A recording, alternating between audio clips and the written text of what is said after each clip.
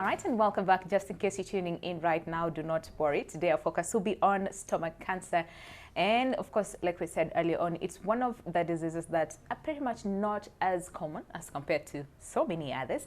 And we are here ready for the discussion. Our guest is already here.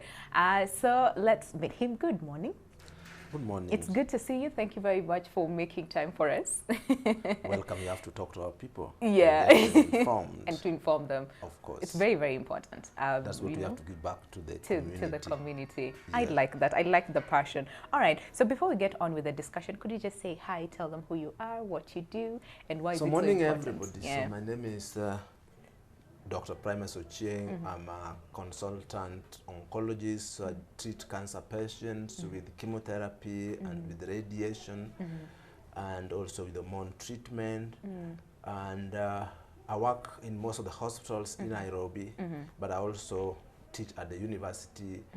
Before, we didn't have doctors who train as oncologists trained locally, that to go and train out to the country like myself. But now we have started a program here where we want going to produce more oncologists, because this has been one of the big problem in this country, that we lack doctors to treat the sick, because cancer in the last 10 years has become a big, big problem. Numbers are really getting out of control. Yeah, I like that. All right, let's just go back to the basics, because you talked about chemotherapy, radiotherapy, hormonal treatments, and I'm pretty sure people are like, oh, okay, big words Very over there. big words. But we'll try and break them down as much as possible so that we all get to understand, this whole aspect. So stomach cancer. Before we even talk about the cancer aspect of it, can we just take a look at the structure of the stomach? Because what I realize is that some of these things, they seem pretty easy. I mean, we should know about them. But really, when you talk about the stomach, people think it's like this whole area. And The like whole the area stomach is really big. Yes. Between your chest and then Exactly. our... Yeah. So let's talk about the structure private of the parts. stomach here, first of all. So stomach is a bag. And this bag sits in the upper part, just below your chest, and then the upper part of your tummy, so to speak. If you look at your umbilicus, it's just above it. And being a bag, it can become small sometimes, it can expand. They say it can carry a maximum of 5 liters. This is a bag, that's why we call it a bag. And when it closes off, probably it's about a liter. Okay. Yeah, so it's actually a bag. And so, why do we have a stomach? Yeah. So when stomach is part of our, what we call digestive system. Our system, which we take ugali, but when we go to the loo, we don't see the ugali. No. Yeah, we see something else which is brown. Yeah. Yes. But in this ugali, what comes out which look brown is the waste. But the actual ugali, what we need from it, we don't see it anymore. So when we eat food into our stomach, most of the food we eat come in solid or semi-solid or liquid. We have to make it get into liquid. And so the process of breaking down the food, what we call digestion, start in the mouth, where our teeth break down the food, and then our saliva contain what we call enzymes, and what the enzymes are supposed to do is just simply to break down the food further, chemical breakdown of the food rather than mechanical by the teeth. And then this food has to be swallowed. So there's a pipe which connects our mouth to our stomach, and that's called the esophagus. So this is just a pipe which is a conduit. It moves all this stuff into the stomach. The food gets into the stomach and stays there for about 3 to 4 hours. Okay. Yes. So the bag will allow all these things we take in, go in, and then get stored there for 3 to 4 hours. Okay. Even the water you take get in and stored there for 4 hours. 4 hours. So when the food is in the stomach, it functions therefore as a bag. And in this bag, we allow food to stay there so that the food is treated. The first treatment is with the acid. So In the the stomach produces acid. Why do we need the acid? To kill the bacteria. Okay. Because what the food we eat is contaminated. Our hands are contaminated. Contaminated, yes. Yeah, Even so in the mouth, there's like it's some lot of bacteria. contamination. Yes. Yes. And all our hands, the hand and the mouth are very big friends. Yes. Of course, that's why we are masking it. That's all about hygiene. Okay. That's all about this corona stuff of having to mask yourself. So that acid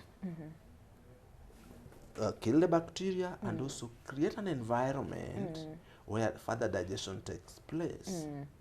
So the stomach also produces enzymes which go inside the stomach bag and that food and then break break it down further, break it down further, break Okay. it down.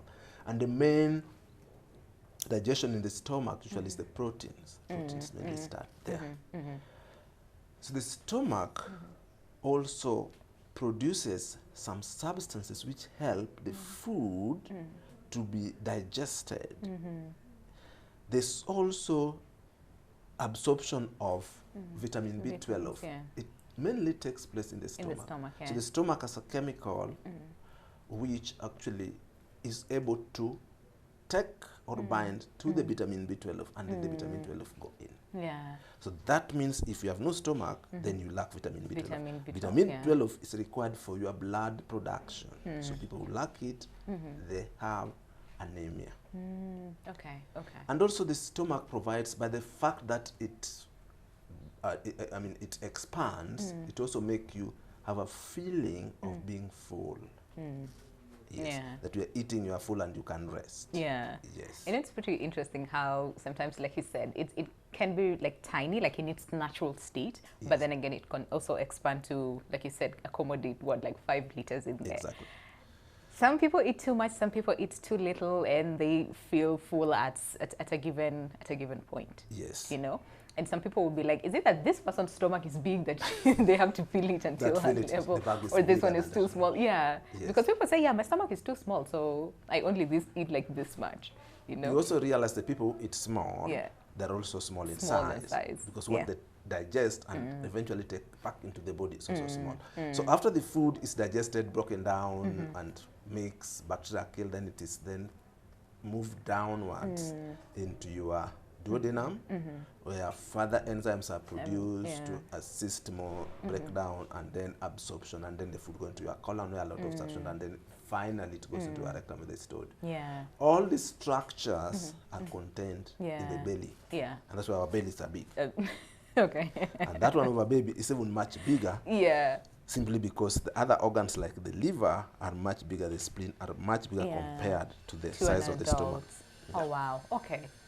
Okay, I Very didn't know about that. Yeah, it's pretty interesting because they're tiny, but then again, the Yes. sizes of, And like then you said, people it's like me, bigger. the men with the big belly, is it that Yes. they have a bigger stomach? Not No. quite. They have a lot of fat, so a lot of Yeah. they just have the normal size stomach, but Yeah. what they have is fat, which is Yeah. actually making it look bigger. Yeah, so we on shouldn't her. say like I have a big stomach and I have a small stomach. No. They're all the same. They're all Yes. the same. Yeah. Okay, then so it seems like a very busy organ Very busy, structure, yeah. if I can say. So of But course you can it's still prone do to- without it. That's the thing. We'll talk about We'll that talk later. about that, yeah, because I've seen some people who've had the stomach removed and they're So how do still they okay, survive? and What do they yeah. do? Yes. So, but then again, so in terms of how busy it is, it's prone to getting again like infections, diseases, and Exactly. all those things. What are some of them? And then we'll talk about then cancer of the stomach. How does it come about? Yes. Yeah, So cancer affects all organs in the body. in the body. Yeah. We have never seen a cancer of the nail or a cancer of the hair. The rest of part of your body can get cancer. Yeah. Yes. You get a cancer brain, you get a cancer in the muscles, in the blood, leukemias, and what have you. Yeah. So stomach cancer is cancer which is not very common, I mean, compared to the other cancer. Other types of cancers. But too. we have seen it increasing in numbers of late. In the country or across In the whole world. Okay. But even in Kenya, we have seen a rapid rise in the number. And unfortunately, we are seeing in the younger population than we should expect, like Yeah. what is written in the textbook or what you find in Europe or in America. Yes. Do we know why? We think that probably the reason why we get cancers here is more environmental, it's things we are exposed to. Okay, Yes. okay, and we'll talk about the the causes of the same in just a while. But how are we doing? I mean, you talked about an aspect of we're seeing an increase, Yes. of the same. Do we know how many in terms of the statistics right now? We don't know this. We don't country? have very good statistics in the country to We have give a you big the problem when the it comes bigger to problem. statistics in the country. And some of us who are now trying to educate or trying to teach, we're trying to find out how do we get this data readily available. Because if you go to many countries like America, if you go into There's the a lot Google of data. Yeah. and you just get how many cancer of the stomach they see last year? I mean, this number which we still don't have. We'll get there, I hope so. Yeah. But the number now, cancer of the stomach is actually, I would put it among the top 10. Oh wow. Yeah, it is actually. And interesting is that it seems to be common in certain part of this country than other parts. There's actually a pattern. Yes, we see it quite a lot on pattern in the country. Okay. We probably don't have a strong data, but from the observation we make when we see these patients in the clinic, we see them coming from certain areas. Like we see a lot of people from Naivasha area. We see a lot of people from the central province. And some people have been thinking, could it be related to the utilization of a lot of these fertilizers we use in farming? Because nitrates, high level of nitrates, high level of salts have been associated with stomach cancer. Okay. So could it be that? Okay. That explanation. Okay. But we haven't really we don't have like strong data, strong research to really conclude that. Yeah. But those are all thoughts people think probably could explain that pattern. We hope we'll get the data soon so that we know if that is the cause and how to deal with the same. Okay, then in terms of, because there's a lot of infections again that still happen in the stomach. Before we even talk about then cancer and could these infections in turn lead to stomach cancer, can you talk about some of those infections and if they can again progress into stomach cancer? Yeah, so stomach is the organ that many people complain about. All the time. Why? Because this is where we get the ulcers. A lot of ulcers. When you talk about ulcers, usually we refer to stomach ulcers. And the stomach ulcer is the burning stuff just below your ribs there in the center. Yes. Okay. And for a long time, we believe all ulcers were caused by stress. That was in the before 80s. And all people who had stress were known to have ulcers, and those who had ulcers were known to have stress. And so they were given and even for now, ulcers. I mean, you hear someone say, I have ulcers, and then you tell them, but you're too young. Why do you have ulcers? Why you having ulcers? Why are you stressed? Yes. So it's still, that connotation still carry the day. And then after that, then in the late 80s, they found out that there was a bacteria called Helicobacter bacteria. The bacteria is just a germ which causes a sore throat and what have you. It was the one which was causing people to get ulcers. And then in the early 2000s or late 90s, then realized that this bacteria was not just causing ulcers alone, it could also cause cancer in the stomach. Okay. Yes. All right. And the cancer it was causing mainly was a lymphoma. Yes. And lymphoma is cancers you find in the glands. Yes. So then we linked this bacteria Helicobacter pylori to actually a cancer in the stomach. And people got so scared, got so worried. And the good news is that if you treat or eradicate the bacteria from you, you'll not get cancer. You'll not get cancer. So not all people with the cancer. Not all people with the bacteria will in turn get cancer. Yeah, because I was about to ask the same, because I know of so many people who say, yeah, I have H. pylori, I have ulcers. You know, ulcers is like more simpler term that people associate all the time. So the big question is then, does that mean they will automatically get cancer? But you said no. No, but that's why we don't get everybody down with the cancer. True. But there's some people who've lived with it for a very long time. And they say it's not going away. They've taken all the antacids, all those things. But still, you know. So that's why it's not going away. If H. pylori cannot be eradicated by the... So the treatment should be that we treat the H. pylori. If the H. pylori cannot be eradicated, then you need to see your gastro doctor to see how it should be removed. Yes, whether do we need, as it develop cancer, and not only should we just treat the H. pylori, we also need to look again, take the biopsy, look at whether the stomach look abnormal, that can suggest there could be some cancer there. Okay. But H. pylori, a lot of it is eradicated by the combination of antibiotics, which are available all over. And then the drugs used to reduce the acid in your stomach. We tend to abuse antibiotics all the time. We abuse antibiotics, and also it's becoming a problem. But the red herring or the warning sign should be that you get an ulcer, doctor tell you it's H. pylori, they scope A, they give you medication, but it refuses to go away. Then the doctors need to check you further. But remember, H. pylori is not causing all the cancer. You only get the lymphoma type of cancer, which are very few. The majority of cancer we see are caused adenocarcinoma, which is a different cancer caused by different mechanisms.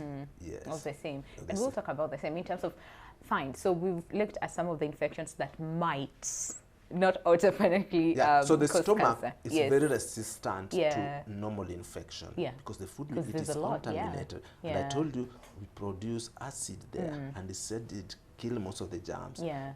Except H. pylori, which seems to be Yeah. able to survive in that In very the hostile stomach, environment. yeah.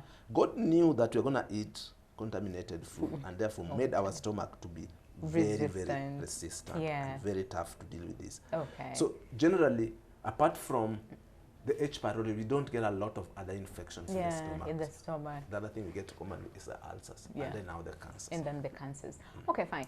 So that's why you take a contaminated food and you get a running tummy instead of a stomach ulcers. Yeah. So the bug can actually pass through the stomach and go and cause And trouble infect down. other, somewhere else. Take, for example, cholera. It causes trouble down, doesn't cause trouble. In the stomach. In the stomach itself. Stomach also gets irritated later. Yeah. But the main problem, the dowry is down rather than up. Yeah, pretty interesting. Okay, fine. So environmental, I mean, can we talk about then the different types? Fine. Infections might, not like cause- 100%, yeah. yeah. But what are some of them, the other causes for this? So when we talk cancer. about cancer, we don't talk about the cause.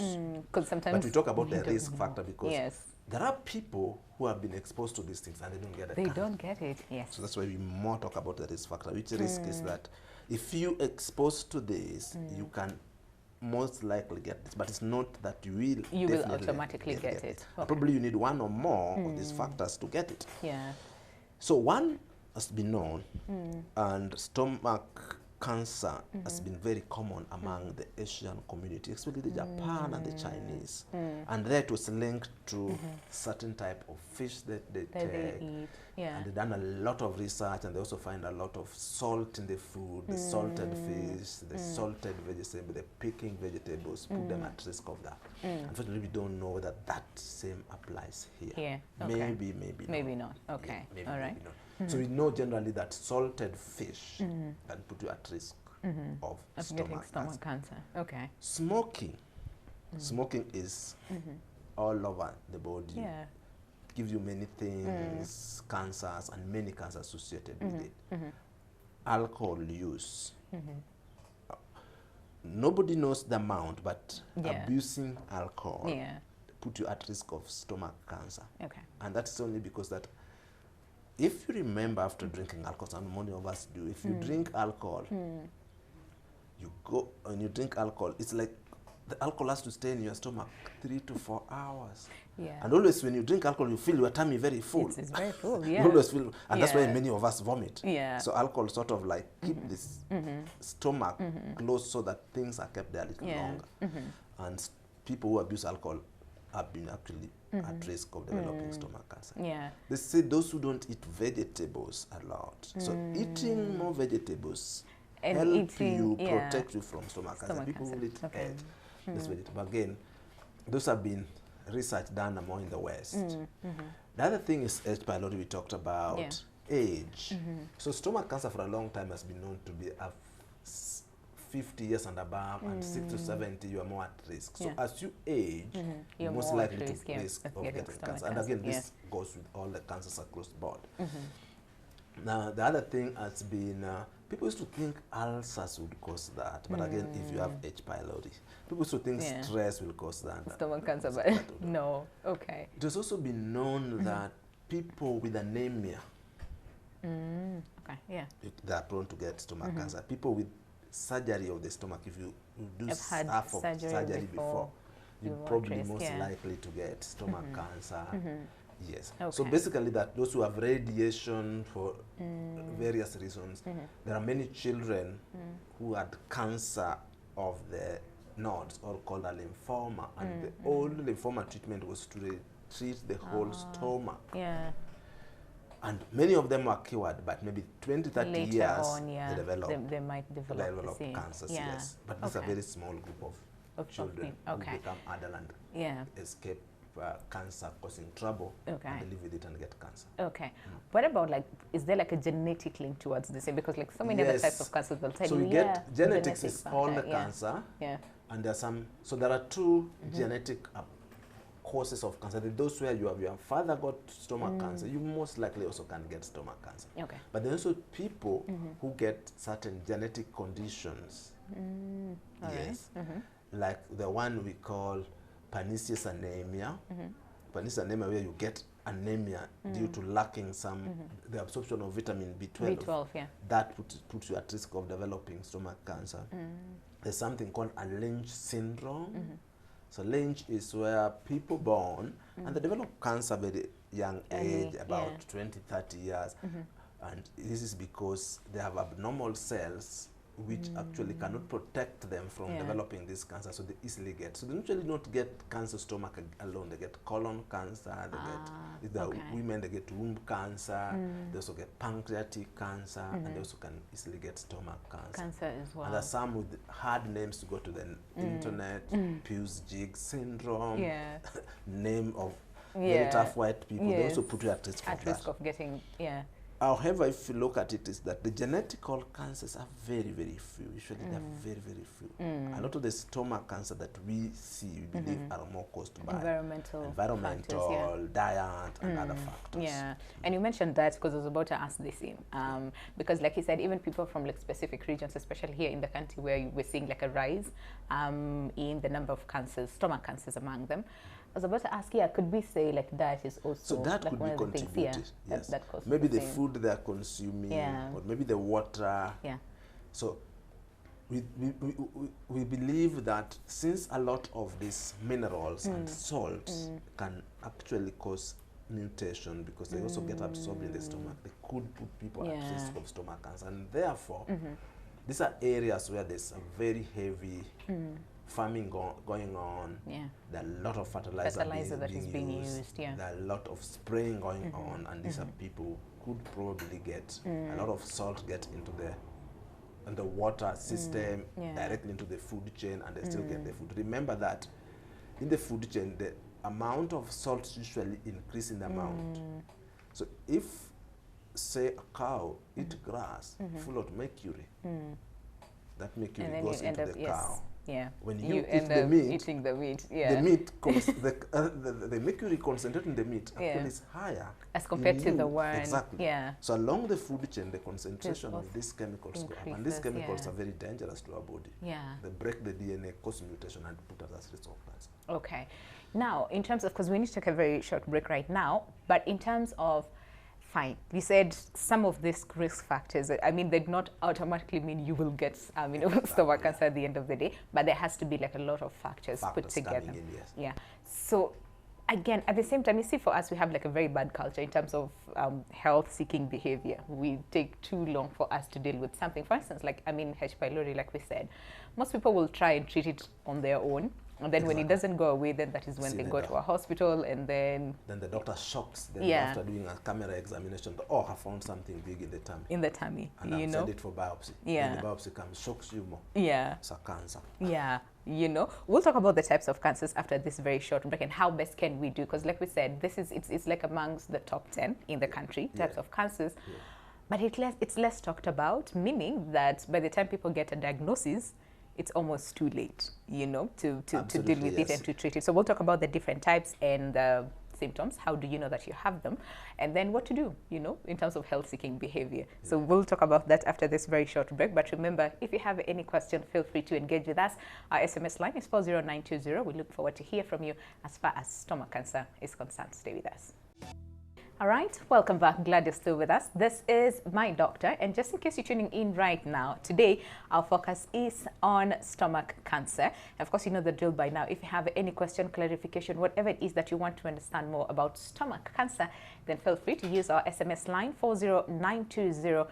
And of course, we look forward to answering all your questions as far as stomach cancer is concerned. And when we talk about some of these cancers, I think the biggest question for so many people is then, how do I know that I have this particular condition, and of course even cancer in itself. But Dr. Ochieng breaking down all this, but so that we can understand very well. And let's talk about then the symptoms. No, first of all, let's tackle the types, the different types of stomach cancer. Then we'll talk about the symptoms later. Yeah. So the commonest type of the stomach cancer is the one caused a lot of environment, and it's called adenocarcinoma. So it's a cancer of the glands, because the stomach is lined by the glands, and the glands which can absorb the food, digest, because that's the main function of the stomach. And then we get another kind of cancer called lymphoma. So lymphoma is the cancers we get in the glands, and lymphoma is associated with very good treatment. Many people get them, can get cured just with treatment like chemotherapy. And then the other cancer that we've been seeing is called a GIST, gastrointestinal stromal tumor. I'm sorry, it's such a long name, but in a short, it's called a GIST. Okay. And this is a cancer which tends to be found in the stomach and found in other parts of the bowel. And sometimes diagnosis is very hard. Yeah. And there is a medication which people can use and actually shrink, and people get cured with this tumor. Oh, wow. It's very expensive, and this medication can be accessed at Nairobi Hospital, where they have this medication actually accessed at almost no cost. You only pay for the lab test and seeing the doctor. So it's a program, it's called an access program, where the drug which costs 400,000, people can get it free, because many of us can't afford it. And once you start using it, use it like 2-3 years. So 400,000 in 3 years, many of us cannot afford it. Yeah. Then we have a newer cancer which we're seeing not so well. It's become more common, probably because now we know how it looks. And it's called a neuroendocrine cancer. Yes, and the neuroendocrine cancers, they're also treated by certain special drugs called octreotide. And these cancers can be very interesting, that you can actually cause, they can cause a lot of vomiting, they cause a lot of diarrhea, which is not controllable with many medication. And this could probably be the symptom. But we're going to talk about the symptoms of various cancers. So these are the major cancers that we get in the stomach. Of course, we can also get cancers come from elsewhere, land in the stomach. Lands into the stomach, Sometimes cancers of the stomach can also move from the stomach, lands elsewhere. So which one is like the most common of all these type of cancers in the country right now? Is it the GIST? It's the adenocarcinoma. The adenocarcinoma. Is the most common as well. It's the one associated with the alcohol, a lot of environmental factors. And like you said, right now we're seeing a lot of younger people complaining of the same as compared to the older. So you're getting a lot of the people between the age of 30 to 50. That's this pretty kind young. of So remember, that is the time you get a job, you're buying a car, you start getting a mortgage. Life is good. Life is good. You have not even reached 50. No. Or you have not reached 40, as people wait for it to be at 40 when they start life, or 50 when they start life. Yes. Okay. And you see some of these cancers, they can really weigh you down. They can actually put a very big reverse gear on your life. Very big. Yes. So a lot of things involved in having to live with cancer. So we need to focus more on prevention as compared to curative. Exactly, Okay, that is why we're here. Giving all the info. Okay. And that's what people have tried all over the world. But it's not been very easy. It's easily said than done. Yes, that's true. If that was the case, there would be no stomach cancer in China and Japan. Because they really check people, and they have centers where you just walk in, they drop down the camera, at no cost, check your stomach. And there are those gurus who have been doing it over and over, so they are experts. But still, there's a lot of the same.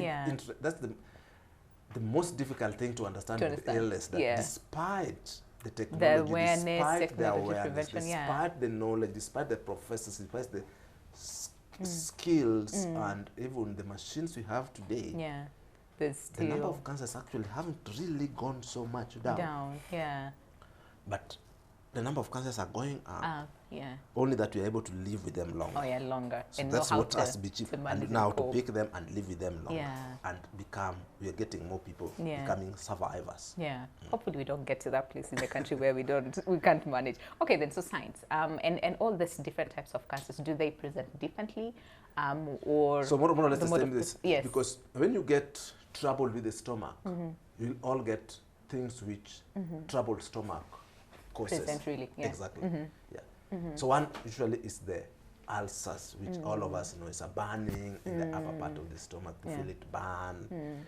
And typically the ulcer burning burns you after you are fed or on an empty stomach, when you are hungry. Yeah. Okay. Most burning of ulcers is hungry stomach, you burn more. Cancers, of course, not all of them, but tend to give you a burning when you are eating or after you are fed, when you have a full stomach. Yeah. It's simply, it is easy to explain that because when you are full, the stomach stretches and you pull the cancer wall. And the cancer sits there and then it causes irritation. Irritation, yeah. And then, so the feeling tends to be that time. The other common thing that we also see is that people may have vomiting. They start vomiting a lot. Okay. Is it after meals, before meals, or all the time? Vomit all the time. All the time. Oh, wow. Okay. And again, worsen with the feeding. The other thing is that anemia. You remember the stomach is also absorbed in getting some of these nutrients that is required for the blood production. Yeah. So if the stomach is damaged, then you can't get these nutrients into the body to produce blood, and so your blood starts dropping. You get anemia. The other thing is the stomach is important for digestion. So if you can't digest your food, all of it, so that means all the food won't get into your body. You start losing weight. Unexplained weight loss. Unexplained weight loss. Usually we start looking into your stomach and find out is there any trouble. So anemia also, which we can't explain, we must still look for it there. And then sometimes it advances and then you get a mass. So that when you touch your stomach, usually when you touch your stomach on an empty stomach, it is actually not there, it's flat. Yeah. But if it's full, you feel it a soft, full thing like a balloon. Yes. But if you feel like a mass, then there could be stomach. Sometimes people present with the cancer hasn't gone somewhere. The commonest place it goes into is the stomach. No, in the liver. In the liver, yeah. So you may get a liver failure, or you may get yellowings of the eyes. Yes. Sometimes stomach cancers drop down into your rectum and you get a rectum issues. Yes. Okay. Sometimes in the ladies, the stomach cancer drop down into the ovaries and they get an ovarian problem. So the trouble starts that in the stomach, the thing is tiny and causes you no trouble. Yeah. But you go to the hospital because you have your belly swelling. And the doctor do scans and see a huge mass in your ovary. And then they take you in to theater and remove the ovary and find, oh, this cancer didn't start here. It started up there. Somewhere and else, it came down there. Yes. Oh, wow. So in terms of, the progression of the same, and I mean, because I'm trying to imagine the staging of the same. Yes. Where, like we said earlier on, fine, it's a bit common, but we don't see it and we don't talk about it regularly. By the time we go to a hospital, it's almost always too late. So what is the progression between or from, let's say, stage 1 to around stage 3 over there? Is it like really rapid, or it takes a bit of time? So all cancers start with, you get exposed to the risk factor, then you get the pre-cancerous stage. That's where the screening come in. That the screening or the early diagnosis, pick it when it is starting or about to become a cancer. Yes. So it varies very much from people to people, from type of cancers and your body. Mark you, your body doesn't watch the cancer. It tries to fight it. It tries to get rid of that cancer, tries to fight, and there's a fight going on every day. So other things like you have it growing there and you keep taking alcohol and that reduces your immunity. Okay. So the body is not able to fight it. The body is not able to fight it. You are not eating a balanced diet. Natural immunity goes down. Your body is not fighting it. In fact, we keep knowing and we keep saying this, which is sometimes very sad to say, so that we all develop cancer every second. And we all eliminate it in the next second. But a few of us, the elimination fail, and that's why we get the cancer. So all of us are at risk of cancer. So back to our discussion. So it varies. But it has been found, if we go by what has been found like in cervical cancer, it takes about 5 years for people to develop the precancerous stage to the time they have cancer, except lymphomas, which develop very fast. Very fast, So people will typically tell you, oh, I used to get ulcers, I used to go to the hospital, I used to lose weight, I didn't know what to do, I thought it was exercise. I used to get a burning tummy after feed. I used to belch, I used to vomit after feed. I went to the hospital, they gave me antacid and I used to feel something here.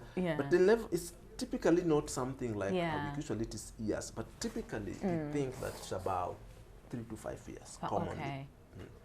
So once it gets now to stage 1, there now it can move again from stage 1 to stage 2, stage 3, depending on your immunity, depending on the other factors in the body, and depending on the risk factors which as you well. are still getting. Yeah, because you do not know that you have it in the first place, so your chances of just going on about life, putting yourself even more in danger with the risk factors as well, might increase the progression of the thing. So the guys who get who have cancer at the age of 30, probably the trouble started when they were 25. They're 25 there, yeah.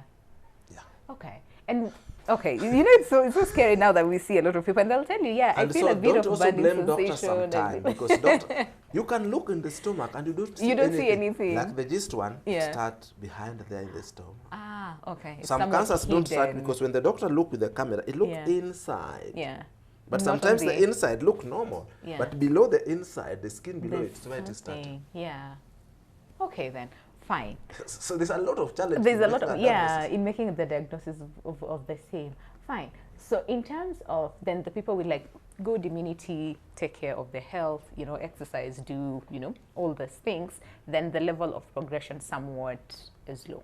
It's like slow, as compared to another person who, pretty much exposed to the same. Yeah, the so-called comorbidities, which have come big in the era of COVID. Yes, people with more comorbidity now we know, get into more trouble. Yes, as people compared with to less others, comorbidity get less trouble.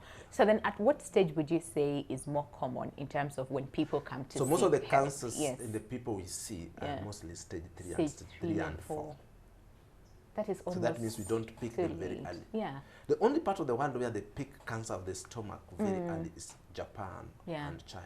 Yeah. And simply because they do a lot of camera exams. Yes. Okay. They do a lot of camera exam and they have many centers, many hospitals do it. Yes. Okay. As I told you that these cancers, they can be right down there, they can be just on the surface, which the doctor look at it, they can take a biopsy, but take at a biopsy in the wrong place. There are many challenges on picking it. And also, these are the normal things that we get. I did your H. pylori test 3 months ago, no, last year, and I found it was positive. I gave you drugs, you felt better. Yeah. You come to me again and say, maybe I do it again, it is still positive. Maybe it is the one which I didn't treat well. Oh, did you take a medication well? No. Yeah. I took it for 3 days, then I went for Kanyajwaji and stopped. Or I took it 1 week. Then the doctor said, okay, let's repeat the treatment again. So there's a medication, lot of, we take time before we finally decide to take you for the scope. And you may do scope, it is too tiny, we can't see it. Then you say, okay, come for a scope another 6 months. By the time you are coming, it's too late, Okay. So because of the fact that it's a normal symptom that we get trouble with the stomach, we treat ourselves, the doctors treat the H. pylori, then eventually maybe we get it. So there's a delay, and that's why we pick 3 and 4 rather than 1 and 2. And 2. Okay. Would you also say like there are some medication that might end up either putting one at risk of developing stomach cancer? I mean, there's so many people, especially the ones with like kidney failures and stuff, they have to take a lot of medication for a long time. So, and then comorbidities, so they have to take this medication for this condition and then take other medication for other conditions. Could that then put them at risk of developing So most patients who are like patients with kidney problems, those who are going for transplant, they usually put on drugs called immunosuppressants. And this also put people a lot at risk of not only even just stomach cancer, many other types of cancers. Okay, then. All right. So in terms of diagnosis, like we said, stage 3 and 4 is when most people come to a hospital. The symptoms are pretty much, so the doctor must obvious. Look for it. Exactly. What is the process like? And by the time they get like a conclusive diagnosis that this is stomach cancer, and are there instances where it can be, confused with something else? Of course. So usually most people have seen the tell that, doctor, I'm losing weight. Doctor, we have anemia. We can't tell why. You didn't get an accident. Yeah. Even if you're a lady, you're not having heavy periods. But your blood just dropped Levels and like are low, you're leaking blood from somewhere. I've had burn which is not ending. doctors keep giving me drugs, I take antacid, I don't get better. It's not helping, yeah. So these are the guys usually we send them for endoscopy. Okay. So probably when we send them endoscopy, we usually probably don't know that they have cancer. Yeah. Even You if just they need have to. been having issue. Yeah. So after the endoscopy simply means inside and scoped is a camera. So the Yeah. doctor look inside your stomach and then look in, and then usually if they get something growing there, or if they get an abnormal ulcer, so they've been trained to check normal, abnormal. Remember, you can get a normal ulcer due to acid issues, due to stress. They take a biopsy, it goes into the lab, the doctors look at it under microscope. But from the look of it, the doctor can tell that this looks quite suspicious. It could be a cancer, because it's a growth. You don't get growth in the stomach. After that process, then you get the histology report, and he says, okay, we saw cancer, and it has been proved by the pathologist that it's a cancer cells in the biopsy. That now when this process starts, so patients are usually told, and then now you then send to the oncologist and the surgeons who then sit down to actually now stage your cancer. So they do scans, check, has it gone to the lungs, has it gone to the liver, has it gone elsewhere. So how long does that process take? Because you see, by the time you come in, you explain your symptoms, and by the time you get a conclusive diagnosis that this is it, how long does that process like? Typically, in our center, average is about a month if it's fast enough. Okay. Because if you're done endoscopy today, you get to do, they take the biopsy, they take it for examination. It typically take about, put it about 2 weeks. After 2 weeks, then the result come out. Then you go and book an appointment, see an oncologist within a week. And then the oncologist send you for a test. NHIF usually take about 3-4 days to approve so that they can know your stage. First it takes, but on average, because if you are in, say, many of the peripheral hospitals, it can take long. It take long. Average used to take six months, because at one point all the biopsy used to come to Nairobi, Lancet, and everybody else, Path Care. That will take you like 3 weeks. And then another time again, you see the doctor who send you for a test. You look for money, it takes another 3 weeks. So things have been shortened by the cost of care being taken care of by NHIF. So NHIF help you, because to do a scan, it takes you like about, both chest and abdomen might take you about 20,000-30,000. You may not have the money. The biopsy might take you about like 10,000. Going to endoscopy to be done, test may take you another almost 150,000. NHIF can pay you up to 100,000. So the cost of care has become cheaper, pretty much easier because of NHIF. But on average, shortest take people about a month. Remember, sometimes we also take long, because after the biopsy, you don't believe that it is cancer. So what do you do? Have like a second opinion. You throw that into the dustbin. And then you go to Dr. Nyango at the end of the town and give him the same story, so that they do the same endoscopy. Exactly. So it takes then time, because you have to repeat the whole process all over again. The fact that you are shocked with the word cancer, you decide to go up country and stay 2 weeks. to go around. So sometimes again, there's a lot of delay, because people are trying to cope with the bad news. And it's just sad. I think there should be, or is done, a bit of counseling here before, one is given it should be. It should be done. You really need to actually find better ways by which, as doctors, we deliver the bad message. Just like if I tell you have corona now, how will you behave? Shocked. Okay, all right. So in terms of then this time, where this person is waiting for the final diagnosis and all those things, so do you treat the symptoms? Or if the symptoms, like most people will have acid problem, they may have blood drop because of anemia and all that. We give them medication. You give them medication for the same. Okay. Sometimes we also give them drugs to just allay the anxiety, because they're very anxious. That's also part of treatment. Okay then. So, and then after that, diagnosis is here, it's positive, you have stomach cancer. What is, and then we have stage you and stage stage 1, stage 2, stage 3 or 4. So then what happens? What are some of the, are there like treatment options that probably they have to so that treatment on, options. And then, So the treatment option, so ideally in an ideal situation, and most of the time it happens that the doctors need to come together and decide which is the best treatment option. There are always many options for every treatment. And the option also will fit into many other factors, Yeah. like the patient condition, the patient preference. A lot of treatment today are patient driven because we are in a personalized kind of medicine. Of treatment. Okay. Okay. Yeah. We tell you this, and then so if the cancer can be done away with by surgery in the early stage, surgery better. cures cancers. Okay. All right. And prognosis of the same? Very good. Very good. Okay. Yeah. Stages which are done by surgery, you can talk of prognosis in terms of 80% and above. No way. That's good. Okay. All right. Yes. But in the early stages, In the early not stage, in the early later stage. stages. Okay then. All right. A lot of patients in stage now 3, 3 simply means that the tumor is going around there. Most of the time, they may not be done surgery immediately. Yeah. Yeah, because when the surgeon tries to remove it, might actually leave a bit of the cancer around. And then it spreads to or other it might parts of the leave body. some glands Yeah. of the cancer. So the current standard of practice, and there was research done by the Britons and the Americans which showed that you are given chemotherapy, half of chemotherapy before, then we do a scan for you to check whether the cancer has shrunk and that the surgeon can move it in totality, then you added another chemotherapy. And that's Okay. what we use for many people here Alright, because we get okay. them a lot in stage 3. Yeah.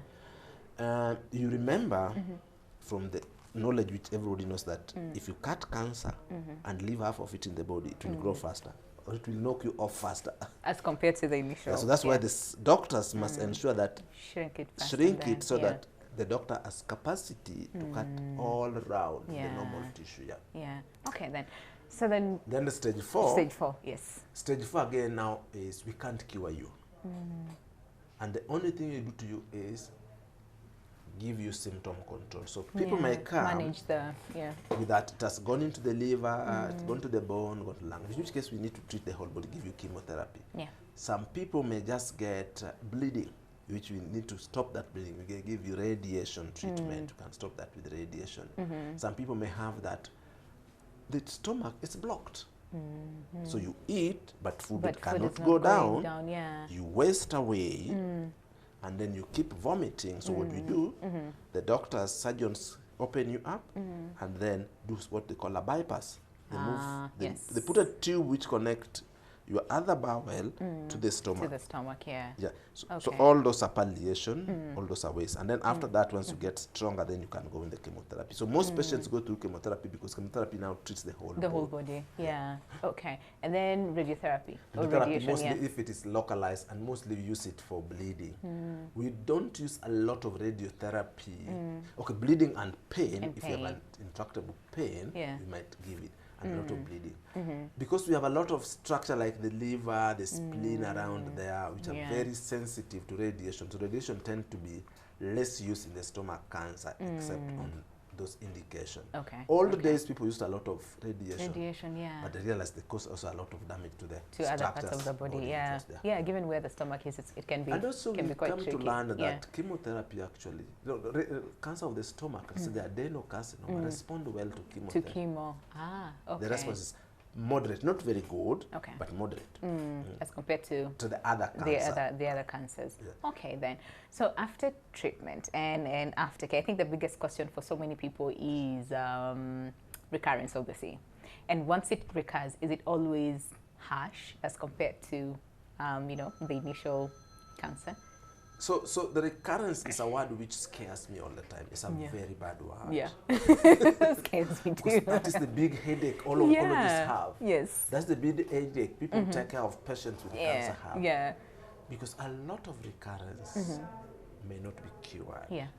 Very few of them can be cured. But you can be cured in the first phase, either stage 1. Yeah. And you are free of the cancer for many years. Yes. And then it recurs. It recurs, yeah. And it can recur where the cancer was removed, or it can go to Or in another organ. Yeah. It causes more damage there. No damage there. Okay. So where it starts, where it was removed before, those are the people we are able to cure. A few of Yeah. them are cured. Yeah. When it goes to other places where it recurs, now it Yeah. becomes a stage 4. Yeah. And now treatment. It becomes difficult, very expensive, difficult, and very takes a lot of expensive. time. Yeah. Now, generally, if you are treated very well, and of course, people recover for many reasons. One, you just have a terrible cancer. which love to That's, recur. yeah. 2, the cancer wasn't removed well because the guy who did the surgery didn't have good expertise. Yeah, so Okay. that's why certain cancers like stomach, probably people prefer to be done surgery in what we call a high volume center, bigger centers where doctors have More experience experience on and expertise, yeah. and more expertise, Yeah. because anybody can do any surgery. True. Anybody can treat anything. But getting it out in totality and getting all the glands around it and do it in the Requires right a way lot of skill. has a lot of impact in your survival. Yeah. If it's done poorly, then your survival also go down. So that can also affect. Yeah. And also the pathologist analyzing the specimen, he might tell us that, okay, it was this was everything was removed, but something was left, and that is what make it bigger. Okay. But on average, people with stage 1 cancer, they tend to do very well. Recurrence, I would say about recurrence tend to be less. Probably we are talking of 10 to 15%. Okay. Stage All 2 right. probably about 20, 30%. Now stage 3, they tend to recur, but if treated well, surgery probably might talk of 5 years, only about Okay. 40% of them coming back. Of course, stage 4 now, we don't talk of recurrence. Yeah, we don't talk of recurrence. All right. How then do we manage it? How do we then handle recurrence? Yeah. Recurrence is that once you are treated with cancer, that's so stage 1 or stage 4, you Yeah. must keep seeing your oncologist. Yeah. You must keep being checked inside. Yeah. Because most stomach cancer, recurrence start from. Yeah. Can I take that as a parting shot? Because we have to end the show right now. yes. Be in touch with your oncologist. Oncologists, all the time. once treated with cancer, once bitten, there's a saying that once bitten, twice Twice shy. shy.